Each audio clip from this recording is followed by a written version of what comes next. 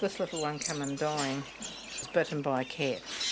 Went off to the vets with him and he had a look at him and he said, oh, he's worth giving it a go.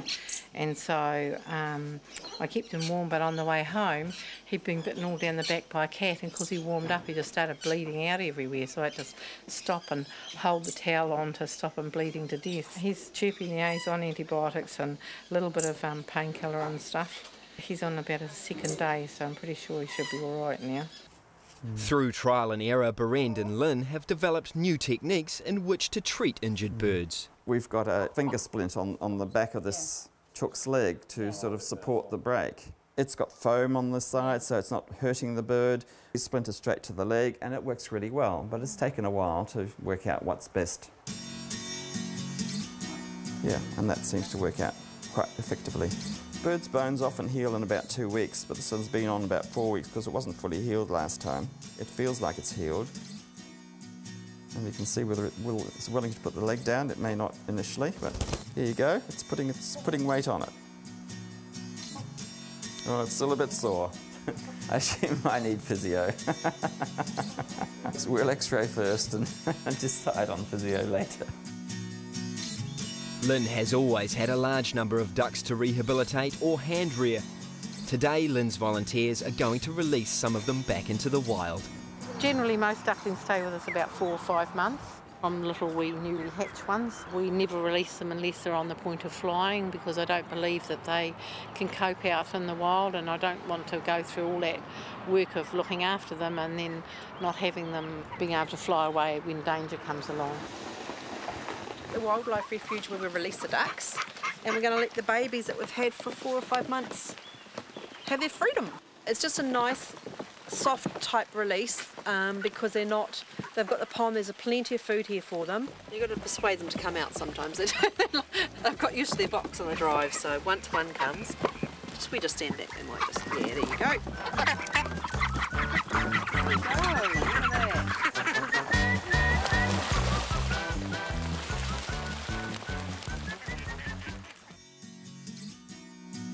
Art Polkanov has worked for the Department of Conservation for over 10 years. Quite often I pick up injured or sick birds and I take them to bird rescue. Bird rescue ladies are doing excellent work with all species. I brought quite a few birds to Sylvia, including rare and endangered species. Sylvia's latest patient is a giant seafarer with the largest wingspan of any bird in the world. She's a wandering albatross. Cube-nosed birds, albatrosses and petrels, they land on ships simply because they're completely exhausted. The Department of Conservation found him on Muriwai Beach. He's had a fish hook in his foot. One toe appears possibly to be broken, I'm not sure. So I've had the splint on for a week, and I'll take it off probably tomorrow and have a look and see how the bone's doing, and then put the splint back on so that his foot's safe. And every day, he's already been down the beach this morning for a swim in the rock pool, and he's paddled around, used his bad foot, so I know it's okay. Jessie has been hand-rearing 3 ducklings. It's 2 weeks after her first visit to Sylvia at the North Shore Birdwing. Monica the duckling with the amputated foot seems to be in pain, and Jessie is very concerned for the duckling's future. On the land, she's really struggling more and more. As she gets older and bigger, it's only going to get worse. She's going to have more weight to carry around.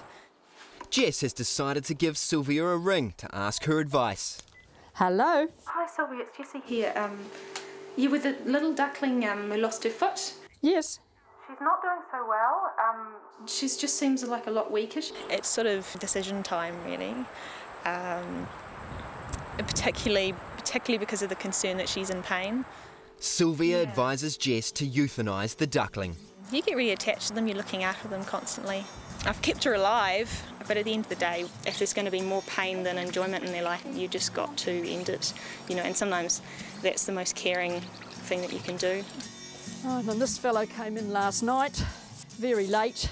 Sylvia's had a shag brought in who may have swallowed a fish hook. This is a shag, looking very sick. Head hanging sideways like that, says, I feel sick. And I don't know what's wrong with him, I just have to give him time. He's safe from dogs if he's here. He'll eventually come right if he's got access to warm surroundings and fish if he needs it.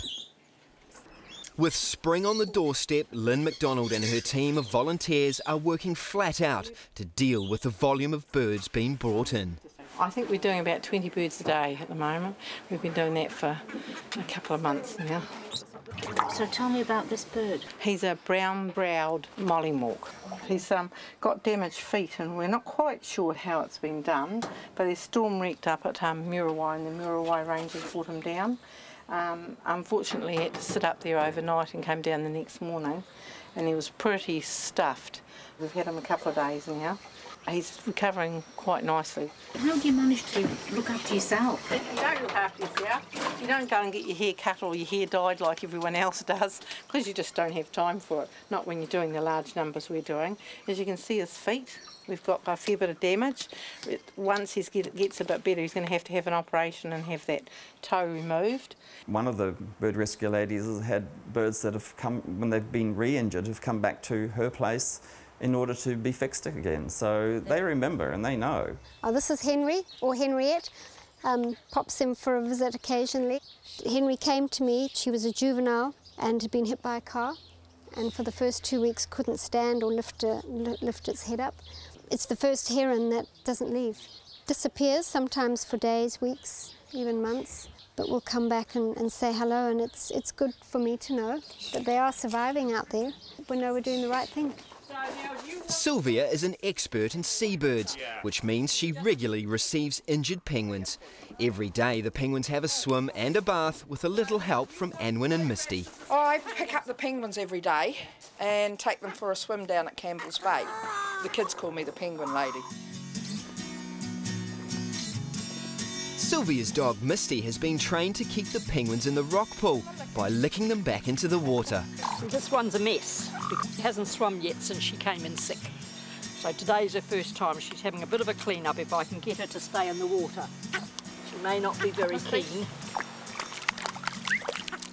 So it doesn't matter if she comes up out, that's all right. But until he's been swimming, he just gets droppings all over him and he gets a real mess. But this is good, this is a good scratch. And the other thing is that he is also waterproof. Let's have a look at you.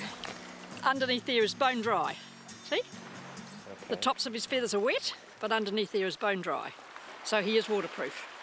The water shouldn't be able to get through to the skin. So he's nice and clean. Feet are clean, pretty well. Yep, bottom end's clean. You're looking really good. We'll make that do today. After 4 days in captivity, Sylvia has nursed the shag back to health, and this lucky seabird is going to be released back into the wild.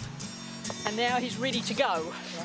And he's very, very anxious. He's taken pieces out of me. And always the first thing they do when they've been in captivity is have a swim. And that's what he's doing. He's cleaning himself up. He said, oh, thank goodness, I can have a bath now. If your child finds an injured bird in a park or in the garden, you want to show the child that, you know, you want to help an injured animal. I mean, that's part of being a parent as well.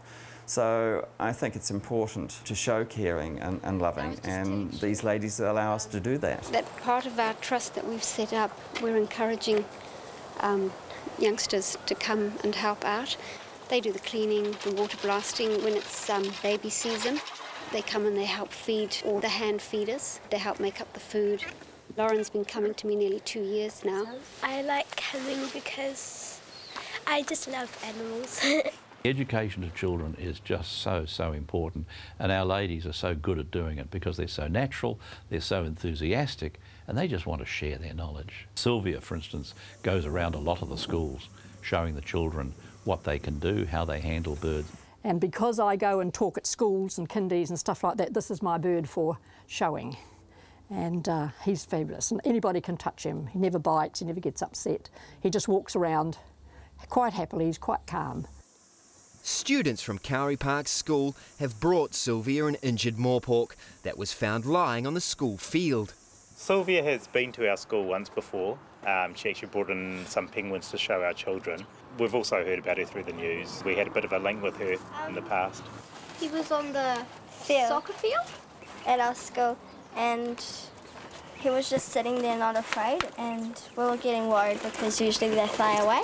My guess is he's gone smack into the light at night time trying to catch hoo-hoo beetles or moths at a sensor light, and he's crashed to the ground and a cat's grabbed him, and that's what's happened, you see. They need to learn about the environment, and they need to learn about the animals and the environment around them. We're not just a shopping nation, we're also part of nature, and we need to, you know, rediscover our roots with nature.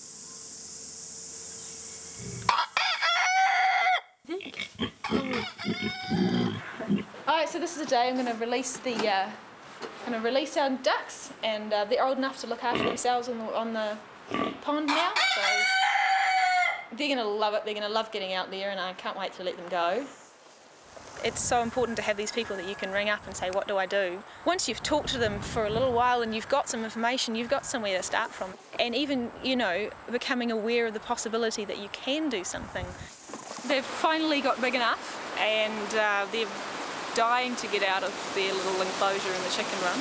So it's quite exciting, and they're going to be chased around a bit by the other ducks, but they'll eventually settle in. All right, sweeties, here we go. Come on, come on. Yeah. Ooh, where are we? Here you go. People often, you know, come across something that's injured and can't deal with it themselves, and yet at the same time feel they ought to do something. But they're really people who are doing what the general population can't do. And they spend their hours day and night looking after injured, sick animals that, you know, then fly off back into the wild.